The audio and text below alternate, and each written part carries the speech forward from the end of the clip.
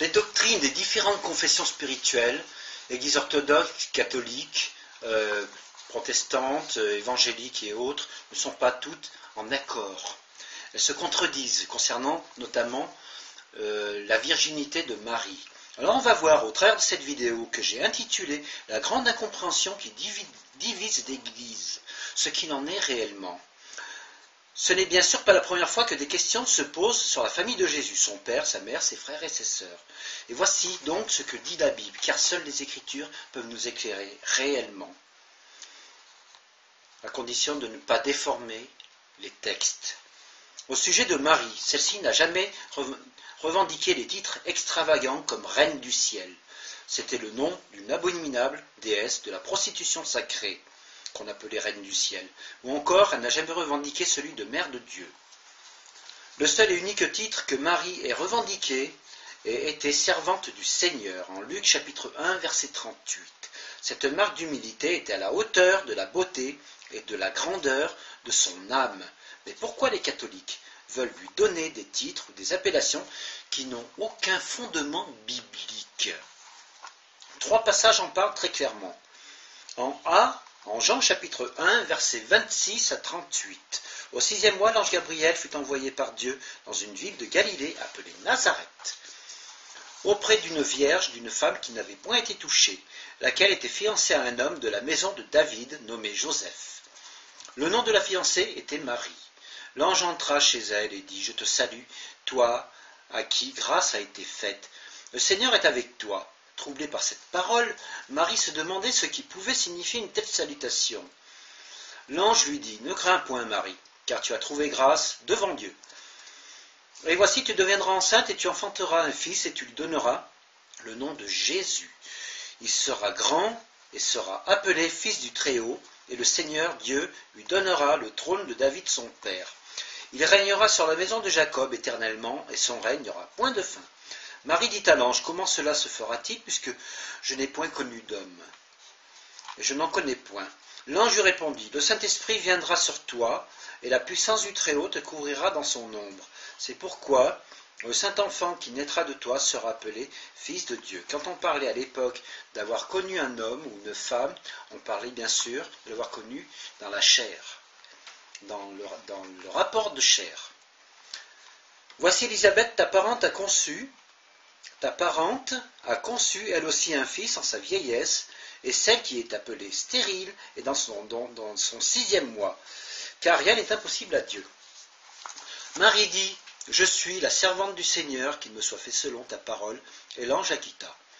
Il faut bien noter la salutation de l'ange à Marie. « Toi, à qui grâce a été faite. » Et non pas « Toi, Marie, pleine de grâce. » Ne transformons pas les choses. En B, en Matthieu chapitre 1, versets 18 à 25, qui nous dit « Voici de quelle manière arriva la naissance de Jésus-Christ. Marie, sa mère, ayant été fiancée à Joseph, se trouva enceinte par la vertu du Saint-Esprit, avant qu'ils habitaient ensemble. Donc, par la suite, ils firent vie commune, étant donné qu'il est écrit avant qu'ils aient habité ensemble. Joseph, son époux, qui était un homme de bien, et qui ne voulait pas la diffamer, se proposa de rompre secrètement avec elle. Comme il y pensait, voici un ange du Seigneur lui apparut en songe et dit « Joseph, fils de David, ne crains pas de prendre avec toi Marie ta femme, car l'enfant qu'elle a conçu vient de l'Esprit Saint.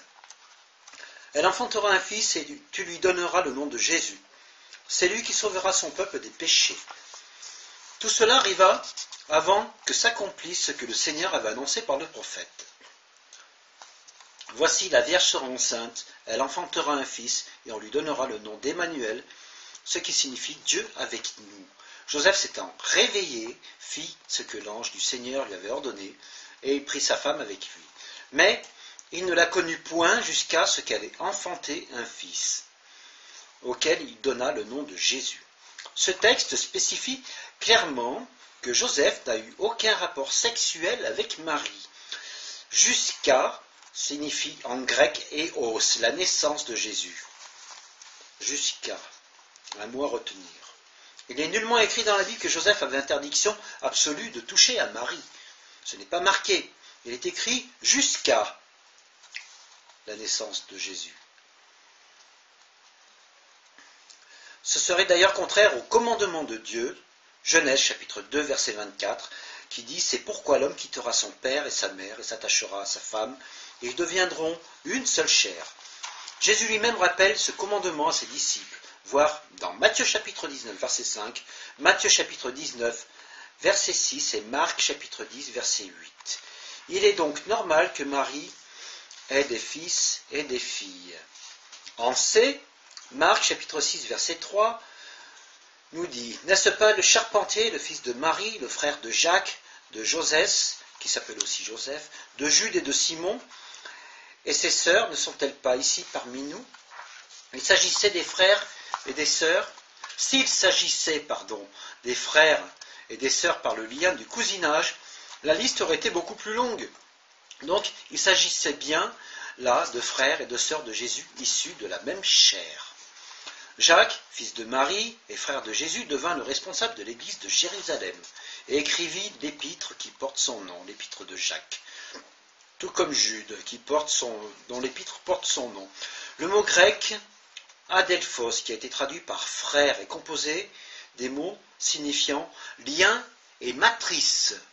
Autrement dit, issus de la même chair, si vous comprenez. Dans Luc chapitre 2, verset 7, Jésus est appelé le fils premier-né de Marie, ce qui sous-entend clairement qu'il y en a eu d'autres. Ne faisons aucune concession à la vérité.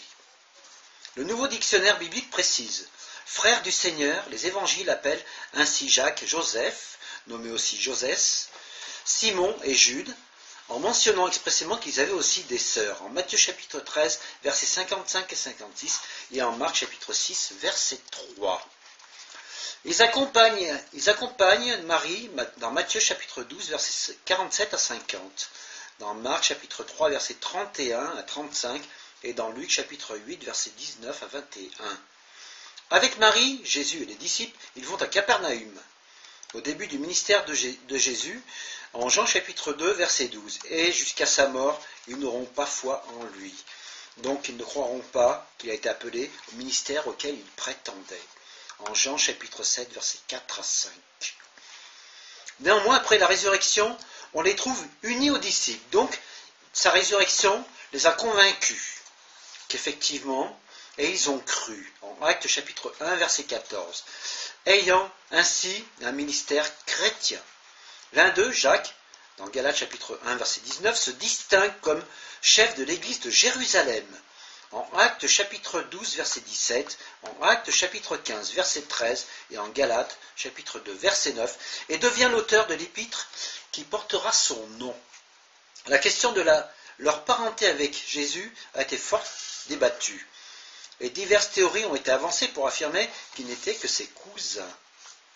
En un, ils auraient été fils d'Alphée ou Cléopas, et de Marie, sœur de la Vierge Marie, ce qui laisserait entrevoir que deux sœurs auraient eu le même nom. Pourtant, le mot de cousin n'a jamais été employé à leur sujet, bien que l'expression grammaticale anepsios fasse parfaitement partie du vocabulaire du Nouveau Testament. Colossiens chapitre 4, verset 10.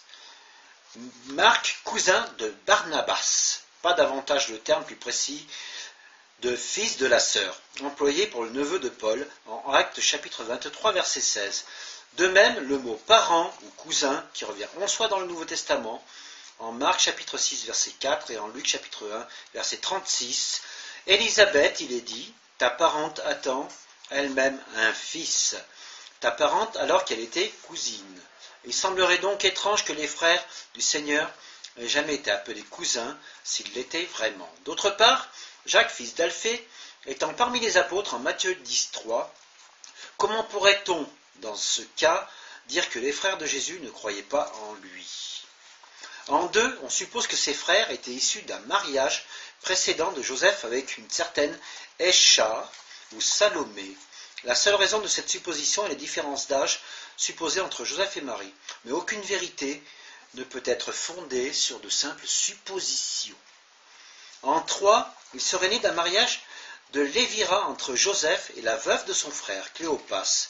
Ceci, de nouveau, n'est qu'une pure hypothèse qui ne contient aucun réel fondement. En réalité, tant d'efforts vains ont été faits afin de transformer ou de compléter les textes des Écritures dans le seul but de déformer la vérité et de prouver la virginité perpétuelle de Marie. Par contre, il y a de nombreuses et fortes réalités écrites pour démontrer qu'il s'agit réellement des frères de Jésus, fils de Marie et de Joseph. En Luc chapitre 2 verset 7, Christ est appelé le fils premier-né de Marie. À l'époque où Luc écrivait, Jésus était bien l'aîné et non pas le fils unique de Marie. Le passage de Matthieu chapitre 1 verset 25 laisse entendre qu'après la naissance de l'enfant, Marie devint réellement la femme de Joseph. Les habitants de Nazareth étaient surpris de voir une telle différence entre le fils du charpentier et ses frères et sœurs, précisément parce qu'ils étaient de la même famille. Matthieu chapitre 13, versets 54 à 56 nous dit, lorsqu'on parle des frères de Jésus, on mentionne constamment avec eux Marie, en lui donnant le titre de mère, sans jamais apporter la moindre indication qu'ils n'étaient pas ses enfants. Matthieu chapitre 12, verset 46.